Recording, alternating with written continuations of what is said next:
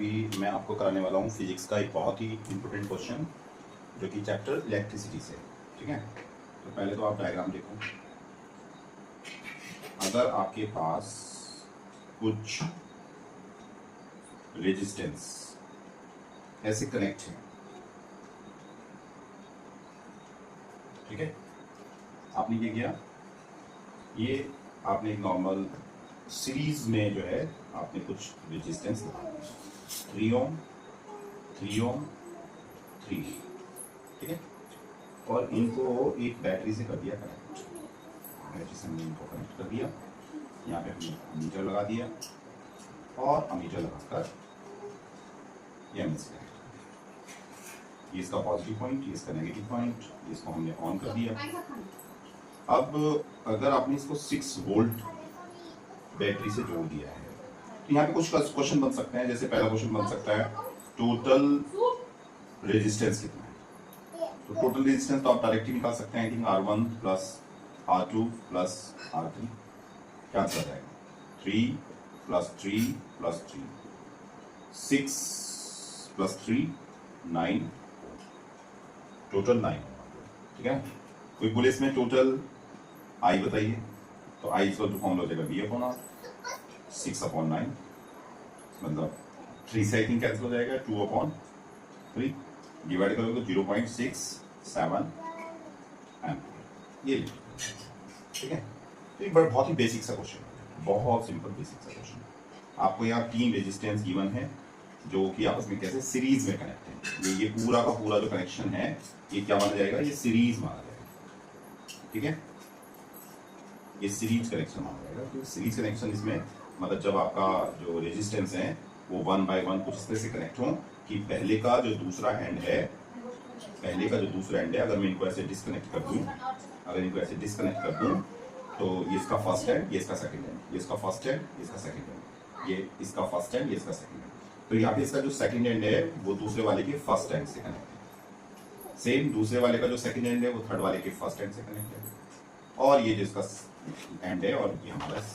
तो ऐसे सर्किट को हम सीरीज सर्किट बोल सकते हैं।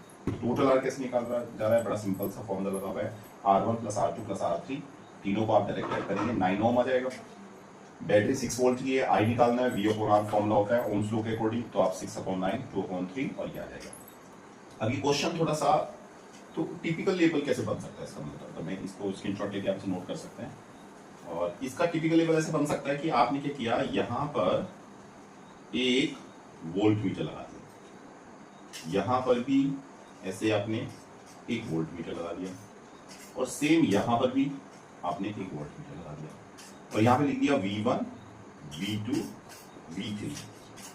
अब आपसे पूछा कि V2 में रीडिंग बतानी है, reading in V2 volt meter, तो V2 वोल्ट मीटर कितनी रीडिंग इसकी हो सकती है, राइट। तो मतलब कितना वोल्टेज, अब एक चीज तो कन्फर्म है, आपको पूरा पता होगा अच्छे से कि सीरीज के अंदर जो वोल्टेज है वो सेम नहीं रहता है ना। यहाँ पे लिख देता हूँ एक बार, अगर हम सीरीज की बात हम करें तो सीरीज में जो वोल्टेज है वो वोल्टेज कभी भी सेम नहीं रहता, नोट से। लेकिन अगर सीरीज में मैं करंट की बात करूं, इलेक्ट्रिक करंट आई की बात करूं, तो क्या होता है, same, not same in all, same in all.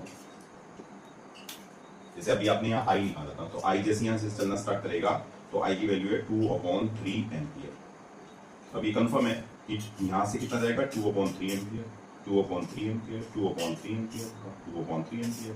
पूरे सर्किट में आई की वैल्यू क्या रहेगी आपकी, सेम रहेगी। सीरीज में आई कभी चेंज नहीं होता, ठीक है। तो वोल्टेज चेंज होता है। अब वोल्टेज चेंज कैसे हो सकता है, जैसे V2 निकालना है तो V2 इक्वल टू फॉर्मूला आप लिख देंगे IR2, आप इसे R1 ले लीजिए, आप इसे R2 ले लीजिए, आप इसे R3 ले लीजिए। ओम्स लॉ के अकॉर्डिंग फॉर्मूला क्या होगा, V2 इक्वल टू IR2। तो V2 इक्वल टू कितना हो जाएगा, आई की वैल्यू कितनी है 2 अपॉन 3, ये तो चेंज नहीं होने वाली है, और R2 की वैल्यू कितनी है 3 से 3 कैंसल, तो V2 इक्वल टू हो जाएगा 2 वोल्ट। सिमिलरली V1 भी कितना हो जाएगा 2 वोल्ट, और V3 भी कितना हो जाएगा 2 वोल्ट। और सीरीज में आपको पता है टोटल भी V1 plus V2 plus V3 रहता है, ऐड कर लो 2 प्लस 2 प्लस 2 6 वोल्ट। और बैटरी का टोटल वोल्टेज कितना है 6 वोल्ट, यहाँ पे भी कितना है 6 वोल्ट। तो ये बहुत बेसिक सा क्वेश्चन है। पहले आपको इस तरह का कंसेप्ट क्लियर करना होता है।